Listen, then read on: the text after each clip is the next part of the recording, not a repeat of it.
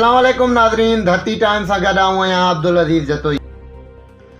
नवाब शामा आशिक अली गमन की खबर शामिल कंदासीं। पाकिस्तान पीपल्स पार्टी अवामी MPA मोहतरम हाजी अली हसन ज़रदारी जन सैयद आसिफ अली शाह जिलानी जी पीपल्स पार्टी में शमूलियती तारीख़ी जलसे में सैयद आसिफ अली शाह जिलानी पारां सब का पहिरें काज़ी अहमद जे ड्रेनेज सिस्टम की मेगा प्रोजेक्ट की घुर कई हुई। उन सिलसिले में हाजी अली हसन ज़रदारी वादो कयो त हू काज़ी अहमद जे अवाम सां मेगा प्रोजेक्ट ॾियण जो वादो कयो हो, जेको अॼु 38 करोड़ 71 लख रुपयनि जो मेगा प्रोजेक्ट जो टेंडर मंज़ूर करायो आहे।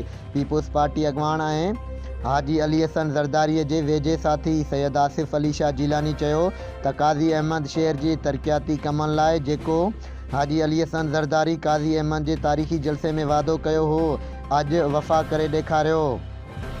जन जो जल्द कम शुरू कयो वेंदो ऐं जल्द ॿिया वॾे ख़ुशख़बरी मिलंदी। सैयद आसिफ अली शाह जिलानी चयो त असां निहायत शुक्रगुज़ार आहियूं को चेयरमैन पाकिस्तान पीपल्स पार्टी जनाब आसिफ अली ज़रदारी साहब, Pakistan Peoples Party chairman Bilawal Bhutto Zardari, मानवारी madam Faryal Talpur, Pakistan Peoples Party अॻवान हाजी अली हसन ज़रदारी जे कोशिशुनि सां जोड़ियल मेगा प्रोजेक्ट जी साराह जोॻो अमल आहे ऐं हाजी साहब तालका काज़ी अहमद जी अवाम सां मोहबत करे थो। असां तालका काज़ी अहमद जे ॿियनि तरक़ियाती कमनि समेत ॿियनि मसइलनि जी हल करण जी उमेद रखूं था।